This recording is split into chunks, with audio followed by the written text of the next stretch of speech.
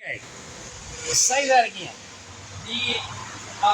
There was an episode of the Sesame Street parody on The Late Show called Elmo's Not So Late Show, where they had an episode where Elmo did an interview with Batman.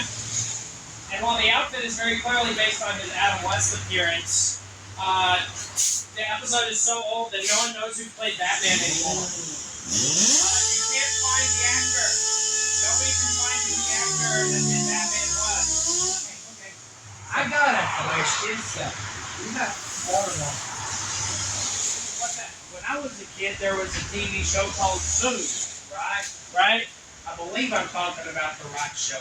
Anyway, there was a show called Zoom, but I'm not sure this was the episode of the show. But there was this, they did Spider-Man every day, right? Really? And there was somebody on the show dressed up like Spider-Man. And I believe Morgan Freeman was one of the actors. Really? Okay, now, I'm not trying to sound, okay. Hey, everybody, thank you for joining us. We haven't uploaded anything in a while. This is the guy's first paint job with me not even here. Outside of right, made everything go perfect. Yeah, it kind of got paint. Yeah. Well, I mean, first paint job here Yeah. with me not here. Turned out beautiful. Okay, first paint job without adult supervision. There you go. Because now we are the Because adults. we're 16 years old. Again. Yeah, totally. Anyway, we want to thank you for joining us. This thing just has a few little things we got to nib off of it. But we wanted to talk. We were talking a very politically, there's a very political conversation that Paul and I want to get into. Seth doesn't want to get into it. So I'm going to save it for my Facebook page, because that's where I don't mind making people mad at. And also, we are a cohesive family that respect each other's opinions. Like when Paul come home and said he was gay. Guys! We love Paul. No, actually, Paul said quite the opposite. Paul said he was about to, what was that one chick said, you could straighten me out or something like that. Hey, let's not talk about that. Anyway, but today we're trying to find something not political or offensive. So, ignore everything you just heard. Going back to, I believe as a child the actor was Morgan Freeman, right? Okay, now, so every episode, there was a comic book kind of deal. It was like the font on Super Capers. If you've never seen the movie Super Capers, you don't know what you're missing. Yeah, If you love just good, wholesome cheese, yeah, it's literally everything any parody movie should strive to be. It's not vulgar, at all, genuinely funny. So stupid. plain, It is so stupid. So incredibly but it's stupid. written like comic book font. Everything's like a comic book with the pals and the stuff. But anyway, so they did this deal with Spider-Man like that. Right. And their theme song was Spider-Man. And then it had this really cool riff, right? Right. It said, nobody knows who you are. Right. Right? And, is that actually a theme song for Spider-Man, or is that just for... I don't know, they never made that up for the show. Anyway, so Yeah, I know. there was nobody knew who played Spider-Man, but you got a bunch of fat chicks, some really super tall Puerto Rican dude, Right. and then you got Morgan Freeman, who was a really fit colored guy. Right. So of all the stuff that Spider-Man did, I just assumed it was Morgan Freeman. Right. So now I want to find out who played Spider-Man on Zoom. Was it Zoom? Was it Morgan Freeman? Right. Because, yeah, It's a mystery. Right. It's a mystery. I think that they just got Spider-Man. I think that would really happen. that was Peter Parker. Now, yeah, straight out of New York, Your friendly neighborhood. Hey guys, Spider-Man. Let me give a big nugget of cheese. yeah. Guys, Yes. y'all did a fantabulous job painting this car. Thank you very much. This is actually just really, really good.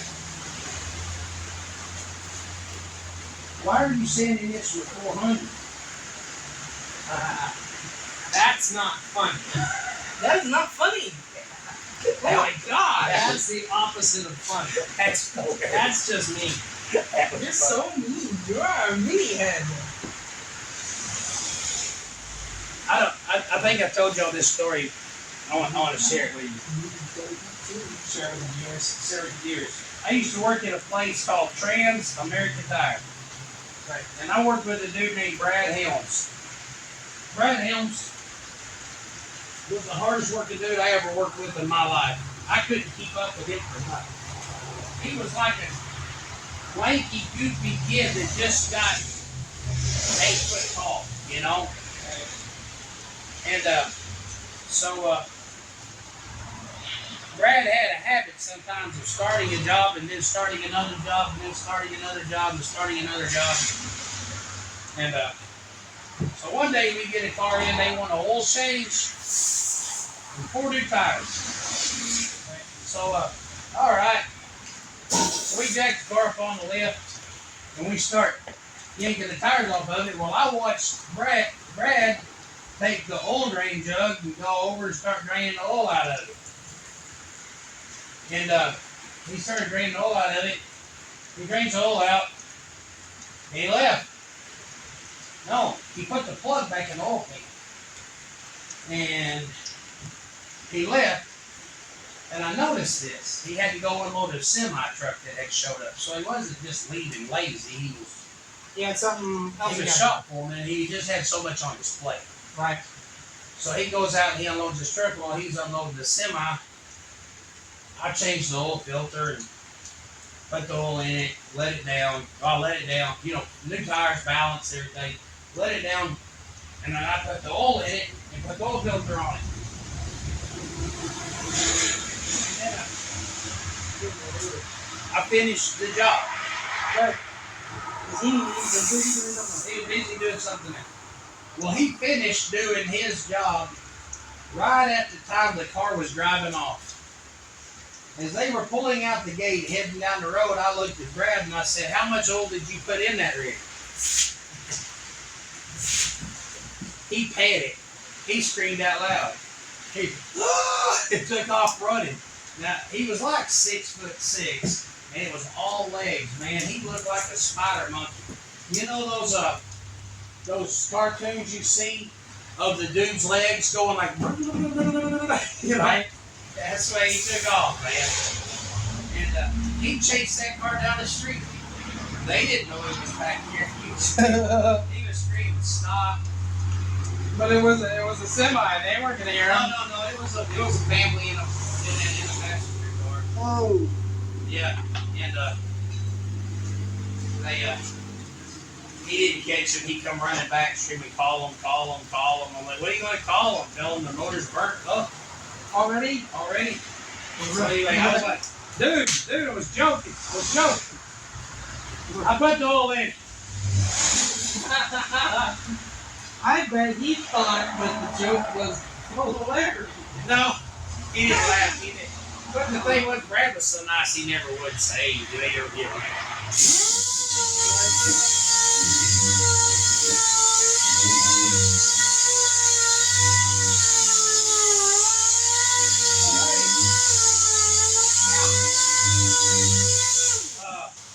I'm kind of on the YouTube channel thing, right? Right?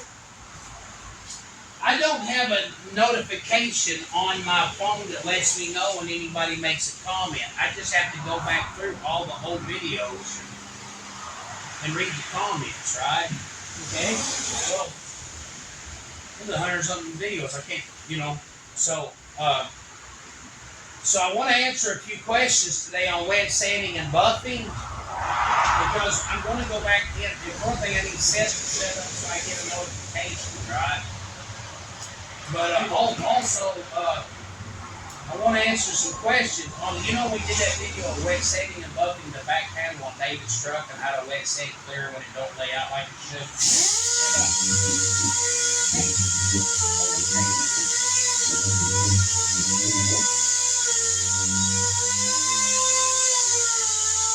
So it's funny because you get a lot of advice. Like one guy was saying, orange peel is caused because your pressure's too high, right?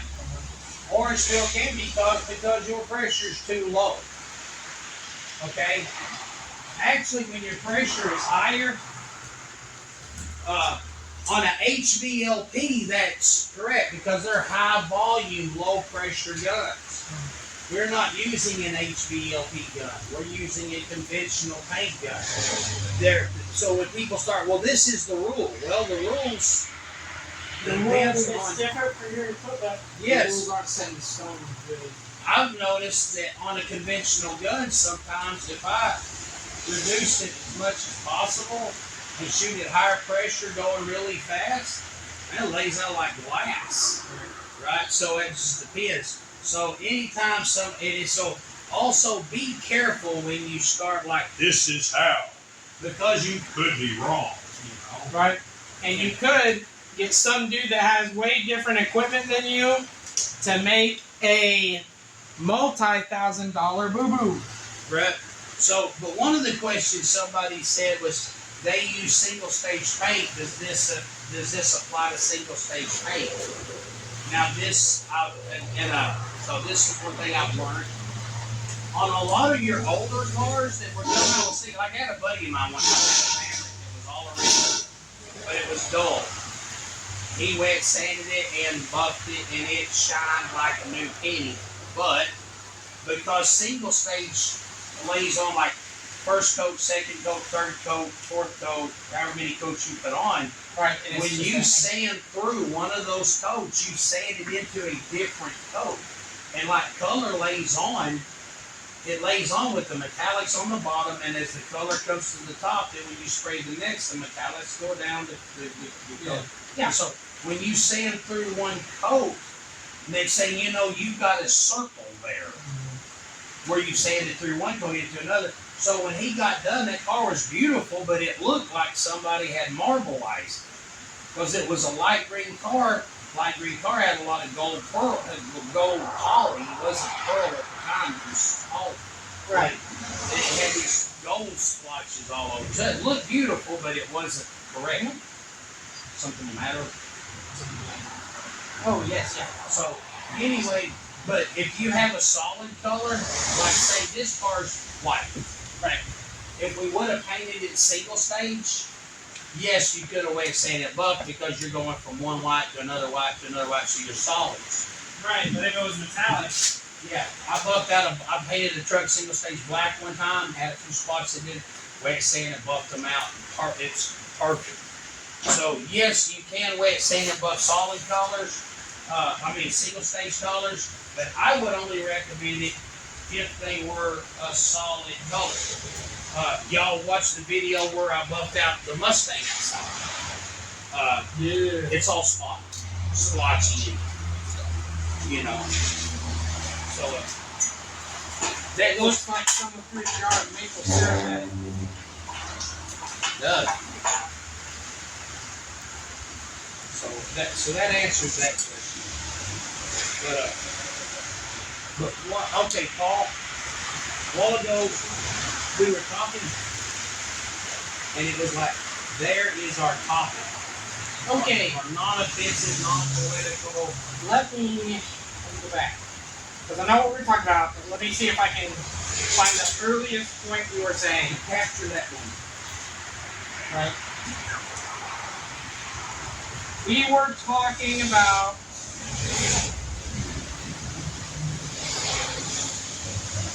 the discussion was on marriage, but I can't remember what facet we were going down. Because I know, like, right after we started talking about how,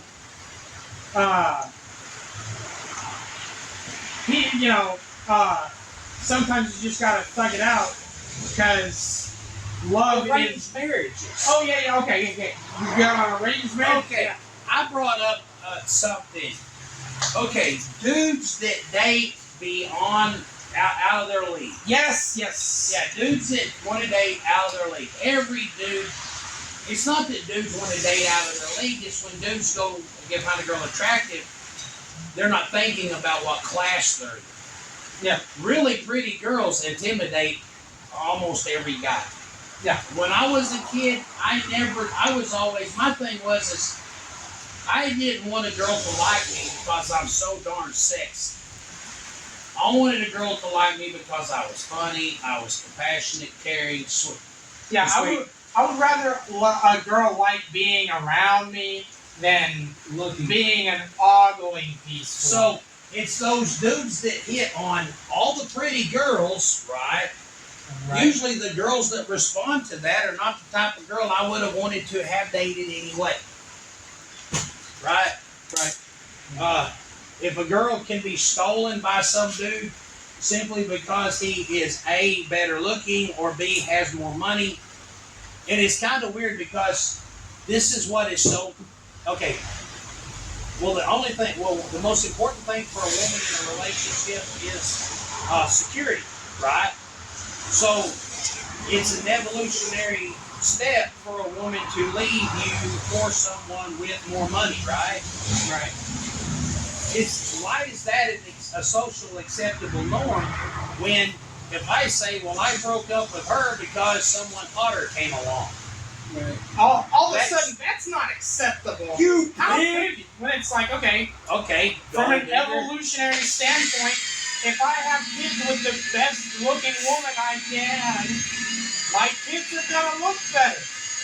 Giving them an evolutionary advantage. Exactly. Which means not only am I blameless for dumping my girlfriend to get someone prettier, I'm actually in the right for doing that. And here, And how dare you judge me for doing it? I'm going to go ahead and stick it out. If a woman uses her extremely good looks to get financial security in a marriage, doesn't that, and it's not about him or who he is, it's about his money, doesn't that make her like a long-term prostitute? No, she's a business type. That's an investment. Right? A prostitute doesn't... It's the difference between a trade worker. It's the difference between a trade worker and someone sitting in an office watching numbers go up. A trade worker and a stock trader. No, I'm joking. I would. Okay, I'm going to tell y'all a story. I want to share this, right? When I was in high school, there was a girl in our class who was an extremely moral girl, right? Okay. She was also very pretty. Matter of fact, she was a beauty queen. She won a lot of like 1 year she won Miss Sharp County, stuff like that, right? Oh, like literally. Okay, yeah. No, she was a beauty queen. One of those girls that gets dressed up in prom dresses a lot and goes and compares themselves to other girls. I wound up dating this girl. She was a really pretty girl. I wound up dating her. I was not promiscuous in high school. I wasn't the guy that tried to score with every girl he talked to, right? Right. So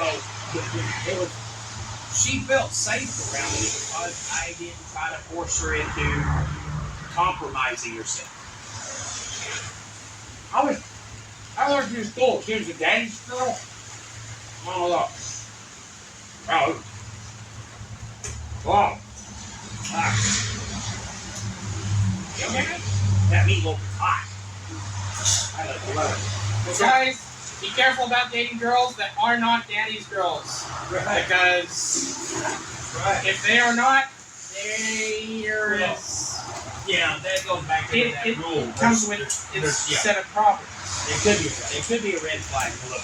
Anyway, so one day we were going to go to a concert in Jonesboro as soon as I got off work. So I didn't let my friends know I was dating her because my friends would have been hitting on her. Right. So we were going to go to a concert, and a bunch of my buddies was waiting for me to get off work. She was parked by my car. She was having her best friend drop her off by my car. And we were going to go to this concert. Well, my buddies, they didn't know that, so they're hanging around my car waiting for me to get off work. And that's when the two parties met. And anyway, so Gary and Mike. He said, come here. Gary and Mike are hanging around my car. And they're just, these girls drive up. It's nothing too bad, but if I'm not careful, we may end up needing to touch up with a there's already blood showing. You say blood? Black. It's like in this, the in between. Oh, the in between. This piece. That's not actually like that. It's just a flat piece that already has paper. Yeah.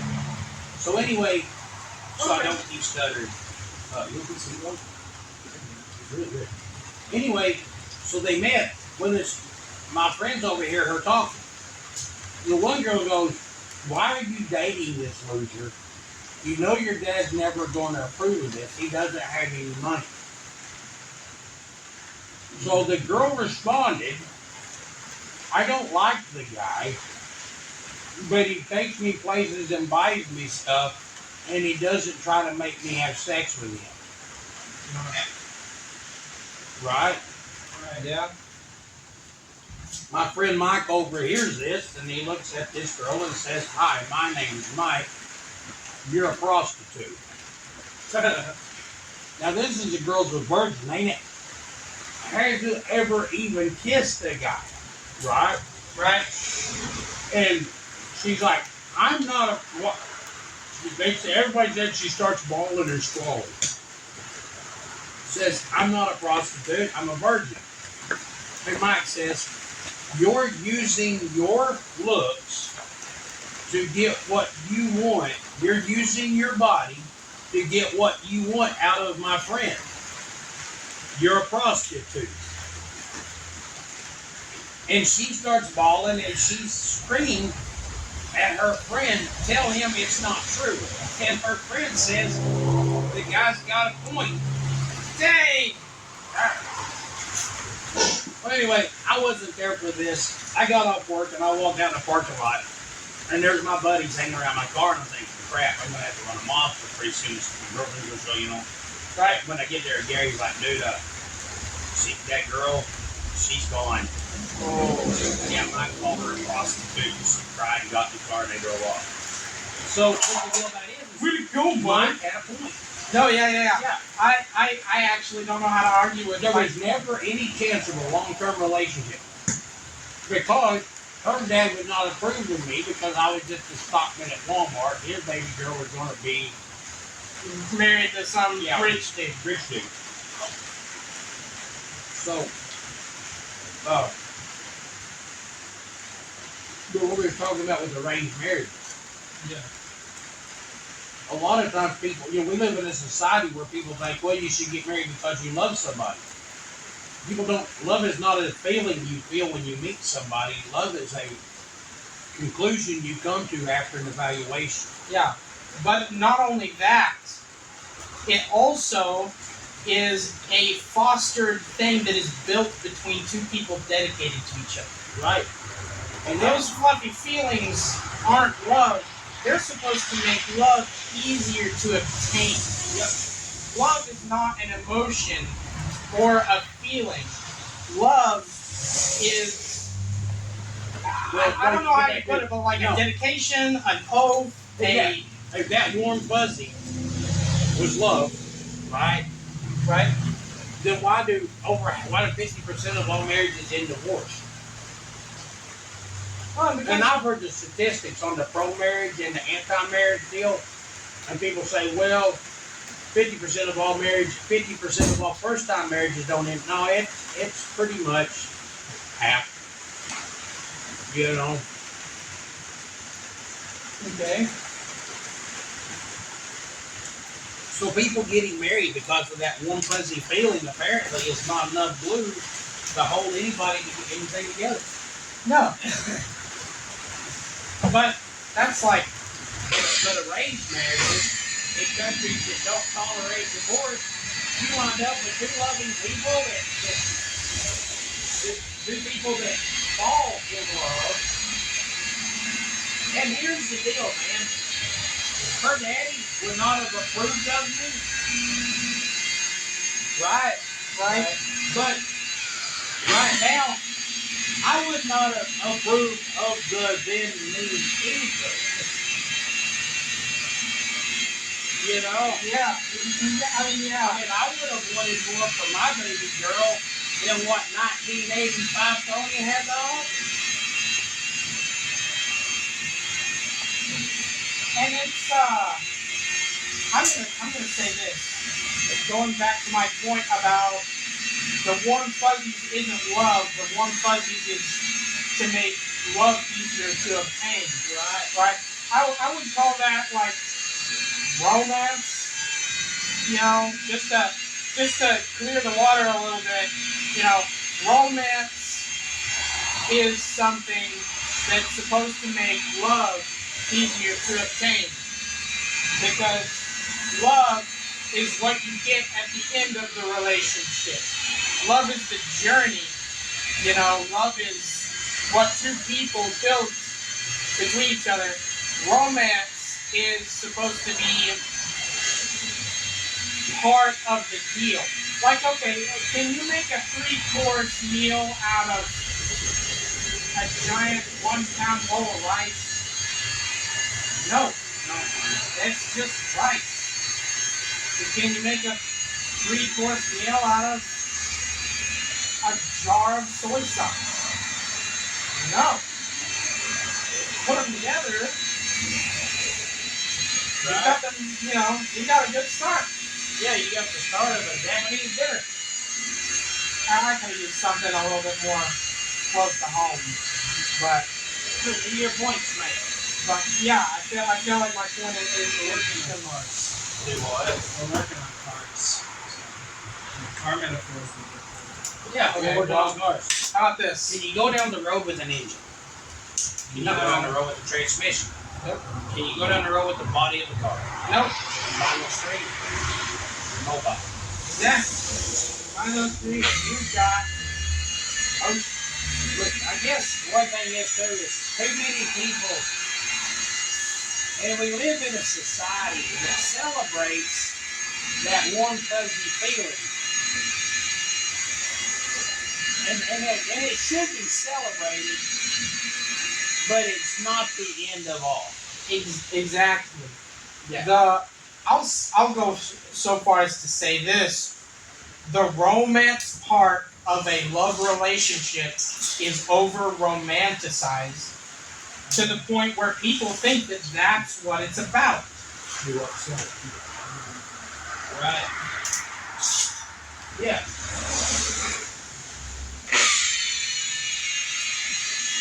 And the thing is, it is okay to stay central focused on one thing, to have your focus centralized on one thing at a time, right? When you're in the middle of the warm fuzzies, it's okay to just get caught up in rapture. There's nothing wrong with the warm fuzzies. The warm fuzzies are good. They're good, but they're not the only part. Yeah, they're not the end goal. Well, it's like, okay, it's like happiness versus joy. A lot of people think happiness and joy are the same thing. And they're not the same thing. No, yeah. I'll say this. As a Christian, someone that has had joy brought into my life after I have felt happiness, I do not think that... I think one of the major confusions between joy and happiness is because people will talk about joy, but I genuinely do not think people are capable of feeling joy without having God in their life. Oh yeah, I'll go for that. And here's So the problem. I understand the major confusion. When you think joy and happiness are the same thing, and you've experienced happiness, Right. you've experienced happiness, then a heroin addict experiences happiness. Yes. And so a lost person, someone without Christ, can't experience happiness. The problem you run into is you're forced to chase that. Because if happiness is your end game, you're forced to chase happiness. Happiness, part of the root word for happiness is happens. Something good happens, and it incites an endorphin release. Right? It's good. When something bad happens, that's not happy. That's one of the reasons when people say, why does God allow bad things to happen to good people? It's because they confuse God, our relationship with God, with being happy. Yeah. When it's not being happy, what joy is for non-Christian viewers. Christian viewers will totally understand what I'm saying, but what joy is it's not an emotion. It is almost this peaceful force that anchors you when you're not happy. It's this peaceful force that anchors you when you are happy. It's this peaceful force that anchors you. I just preached a funeral this morning from a lady that loved God. She has children that love God and grandchildren that love God. Right? They were not happy. No. They were sad. But they had joy and peace and comfort. Well, they had peace and comfort that comes from the joy of knowing that their mom was in the presence of God. Yeah. She had multiple sclerosis for years, hadn't been able to walk in 25 years, I think it was. And the realization of knowing, I read in Ecclesiastes, it said there's a time to laugh, time to cry, a time to mourn, and a time to dance. Yeah. It was like that brings joy because when she stood up, when Jesus took her by the hands and she stood up, I promise you, she danced. Oh yeah. And here's the thing. The joy part of the relationship with God is that even though they weren't happy, they understood that once she was dead, she's not here anymore, but she's in a better place. So while I may not be happy that she's gone, I can take joy in the fact that now she can walk again. Now she's not in pain every day. Yes. Now she's literally getting to hang out with the creator of the world every day. The creator of the world and the lover of her soul. Yes. The author and finisher of peace. So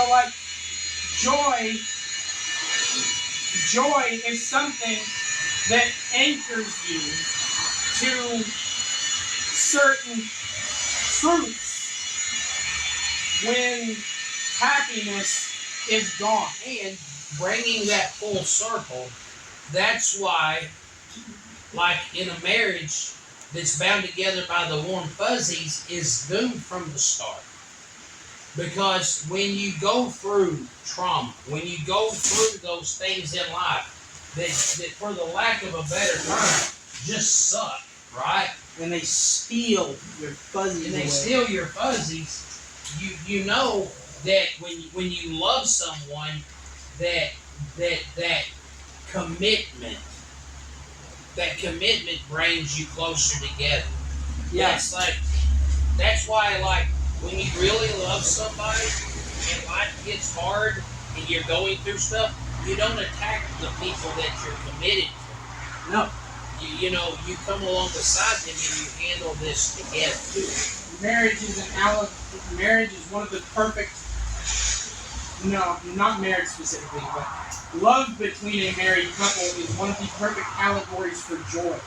Because of the fact that love in a marriage isn't based on when you're happy with each other. Love is based off of spending life with each other no matter what.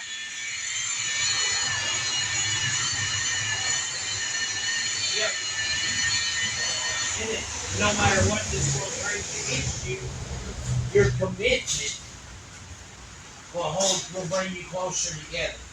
Yeah, sometimes your spouse isn't meant to be the warm fuzzies to you. Sometimes they're meant to be The anchor. your anchor. Sometimes you're meant to be their anchor.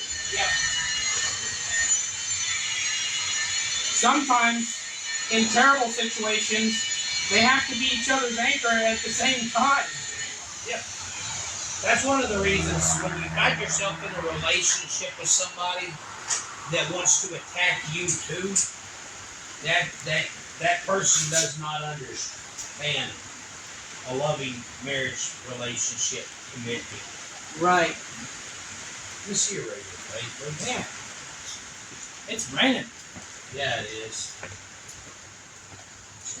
Man, I'll tell you what, that conversation got really deep. Yeah.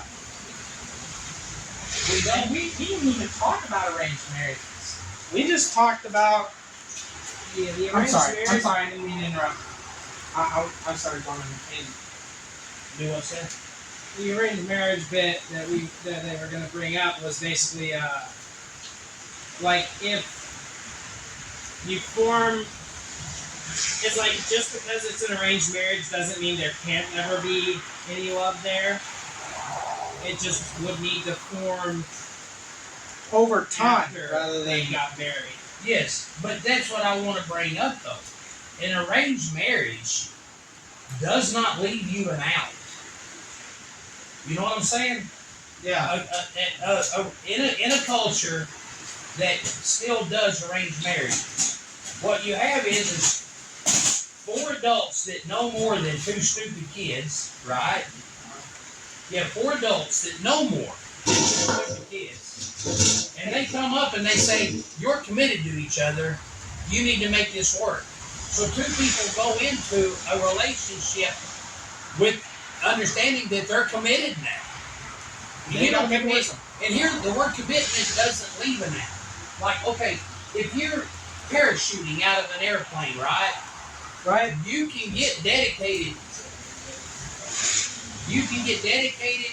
Okay, and I'm going to open up another can over here.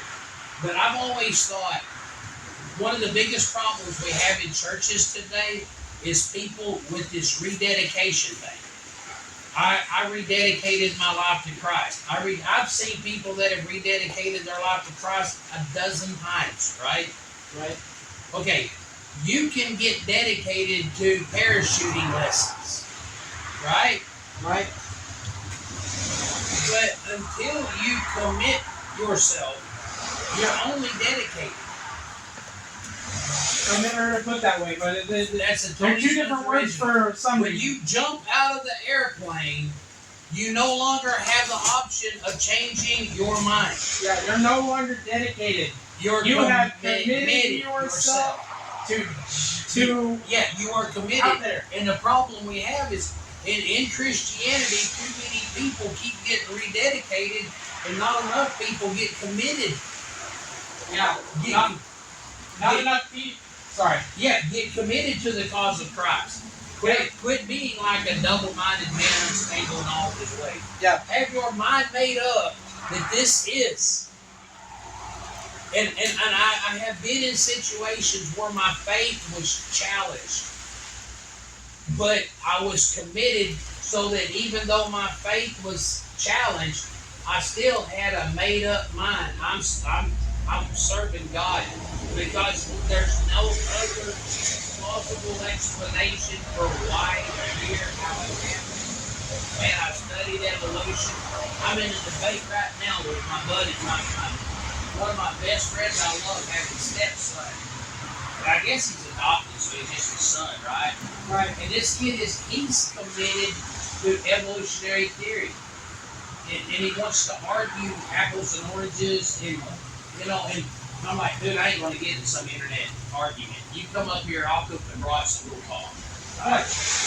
But the thing is I'm committed to this. Nothing else makes sense. But it's almost like as America, as Christianity in America, everyone wants to, everyone wants to read. Everyone wants to.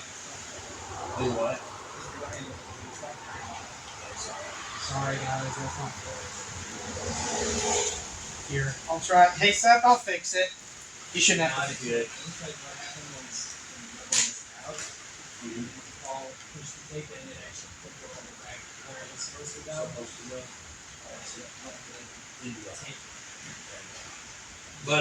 But no, getting back to the whole, that's why marriages have a 50% failure rate right now, is because People aren't committed. well, people aren't committed.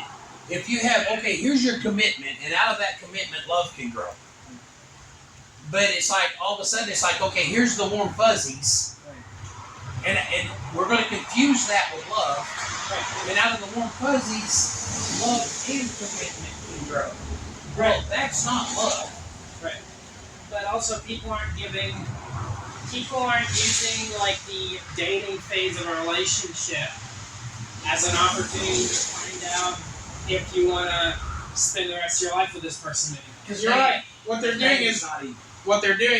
they're showing. Yeah, dating is not evil. What they're doing is they're showing up to parachute inspection classes, and instead of reading how to parachute, they're playing on their phone, twiddling their pencils. And here's another thing, like, okay, you cannot learn any red flags about somebody when you've got your tongue run down their throat.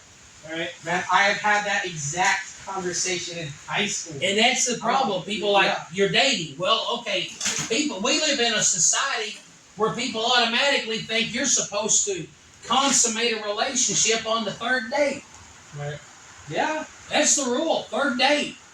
Wait, I've known people that go out twice on the first date so they can get that second date out of the way. Yikes. So the next time they hook up, they hook up. Yeah. And it's Destroying America. well, yeah. It is. But it is like It is. not well, yeah.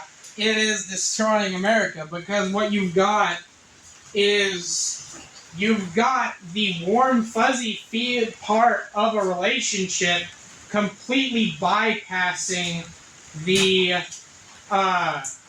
commitment part of the relationship. What you're essentially doing is you're going out to a garden and eating all the fruits and vegetables without pulling any weeds. You know? And the next year when you go back to your garden, what the crap? My garden sucks now. What it's the just heck? a whole bunch of. It's just a bunch of weeds. Well, there wouldn't be if you had spent your dates pulling weeds instead of. And here's another thing. If you date in a godly manner and it doesn't work out, No harm, no foul. no harm, no foul. Now, the problem is there is the attachment. You know, if you date somebody 2 or 3 times, it doesn't work out. There is an emotional, sad thing. But there's, at least you haven't lost any. Yeah, well, I'll say this. If you're dating someone. Hey, everybody, thank you for joining us. We realized it is time to go eat something. Yeah. Oh, I've got to get this compound off. Give me a minute. But, it's like, yeah, if you are in a biblical relationship, and you break up with that other person, yeah, it feels bad, but, like, you have an emotional attachment, but if you do it in a godly way where both parties keep their hands to themselves, it's only an emotional attachment and not a physical attachment too. So, you know, there is a legitimate benefit to not messing around. Yep.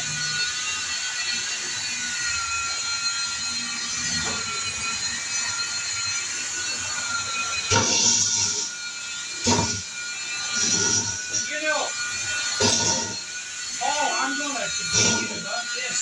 You Yeah. have to compound off. When you spend the last few minutes monologuing and actually discussing the importance of making a distinction between happiness and joy.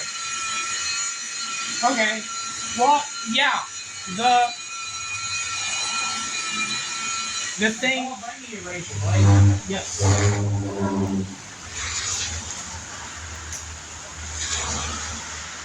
And the thing is, I'm not giving you any of this advice as some wise old sage that's, been through the fire and the flames and has had to learn all these lessons the hard way.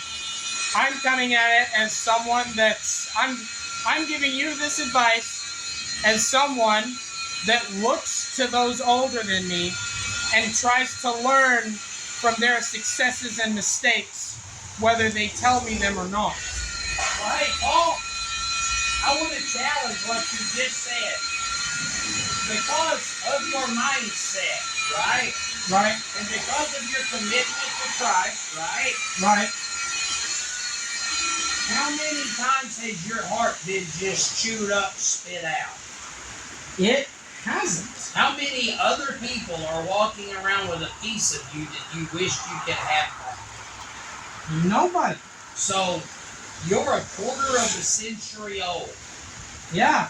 And you haven't got one scar on your heart. Nope. Does that make you unqualified to speak?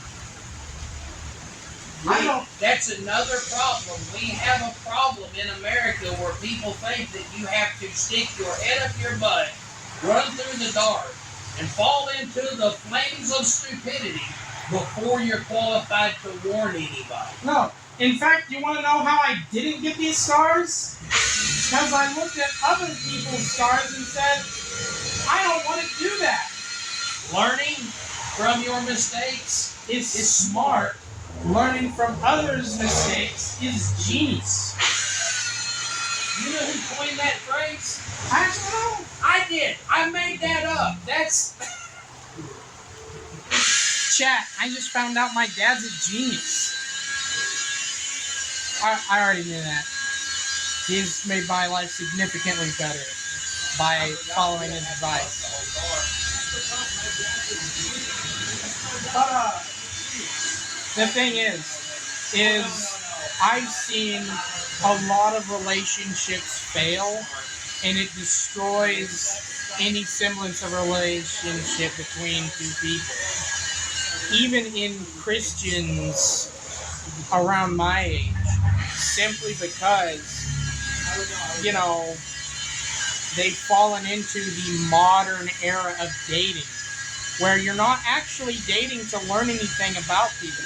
You want to know something crazy in the Bible, right? And I know,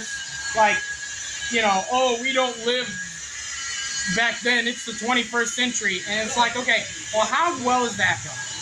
Back in the biblical days, and I can't tell you the verses, and I can't tell you the exact time frame, but the Israelites used to have a tradition to where if you're going to get married to someone, you had to work, you had to spend 7 years working, preparing a place for your new wife and family, and also dating them to get to know that person, to see if you wanted to continue working for them. Because you could spend that same 7 years working for someone else, for a different lady. And I don't know if it was wasn't there some law that took place in biblical times to where if two people got married, they essentially had to spend a year without consummating the marriage? No. There was not? No matter of fact, women back then were kind of nosy. Women wanted grandchildren so bad that there's a lot of times that the marriage was consummated with a bunch of people outside the tent making sure. And they would actually take the bed sheets out and check them for blood to make sure she was a virgin. All right, chat. Don't do that. That's freaking weird. All right. Yeah. Look, if you're gonna read those old laws, The difference was because it was a love built upon a commitment instead of a marriage built upon the warm fuzzies. right? That when in the Jewish tradition they would get married and he didn't have to go to work for like months or a year. They spent a year in bed. Wow. Getting to know each other. So it was actually get that eros love to swinging, Right. so that you can. Because the deal about it is two strangers, and I'm telling you, a girl that has saved herself for marriage doesn't want to just crawl all over a strange dude. Yeah. That's crazy that we don't do that anymore now that we have Netflix and PlayStation. But you wasn't allowed to play PlayStation and watch Netflix. You had to learn first. What does she like to play on PlayStation? What does she like Oh to my play on gosh, Netflix? Seth. I feel like you're missing the point. No, you're not missing the point. I think you're purposely avoiding No, the it's a point. joke, but I tell you what, I've seen marriages almost fall apart because guys spend all their time on PlayStation. Yeah. Yeah. No, I remember there was a woman got on Facebook one time like, why do men blah blah blah want to play games all the time? Why does he not spend any time with me? Cheating on your wife is cheating on your wife. If you're doing it over here, or you're doing it, and I was like, you don't have a man. Why do men this? Why do men that? You don't have a man. He's not committed to you the same No, way. what it is, he's an immature child that went from one mommy to another one. Yeah. From one pair to another pair. Anyway, You know, so What- it's like The woman that cooks what I the was woman talking, that what cooks I him was dinner. talking about when I asked you about bring me if hot there was a pockets. law about that was I was Made talking. from scratch. Hold on, I was talking about a. I don't know where it is, but one time I read in the Bible, I think, was a law that the Israelites had where essentially, before you got married to a woman, you had to spend 7 years of your life working. No. Yeah, it was in the Bible. That was Jacob's father-in-law screwed him out of 14 years of servitude. That was just that deal that time. So that was a law. That was just a deal then. That was the deal they made. What happened was Jacob, who was running for his life from his brother Esau, went to the land where his mother came from to get a wife. And when he got up there was this beautiful chick named Rachel or Rebecca. One of those. Right. Anyway, she was hot, so he walks up and says, hey, I want your hot daughter. And the dude said, oh, okay. Yeah, sure, work for me for 7 years and she's all yours. Right. So he worked for him for 7 years. The night of the wedding, 7 years. Dude worked celibate for 7 years. Right? He worked 7 years of celibacy, having to look at this hottie, and as she's getting 7 years older, right? Well, anyway, so the night of the wedding, the dad, who's a trickster, takes her older sister that's not good looking, and he gets the boy drunk. And when he goes into his marriage tent, he sends in the older, ugly daughter. And so when the dude wakes up the next morning, there's, what have I done? Oh, wow. Because he done sealed the deal with her. Right. Then he goes up, you lied. He goes, well, no, I didn't lie. 7 more years you can have the one you wanted because the older daughter has to get married. Right? First. So he got both women at that time. So he had 2 wives for 7 more years. Right. But he had to work 14 years. So that was not a law. That was just I was confused. I was confused about that. I thought that was a traditional law instead of a matter of fact, it was swindling. something Jacob had coming. Yeah. Jacob did a lot of stuff to where I'm like, it was gonna happen to him one day. You don't mess around with people and I felt someone's bad for eventually Jacob. gonna screw you over too. That was Jacob's mom's family. So Jacob's mom was a liar and a cheat. And so, like, she talked Jacob into stealing, and how to trick Jacob into getting the blessing. And then after Esau was going to kill him, she said, "What have you done?" Kind of. Right? This is your idea. Why did you follow my advice? Well, actually, she didn't say what have you done because she knew, right?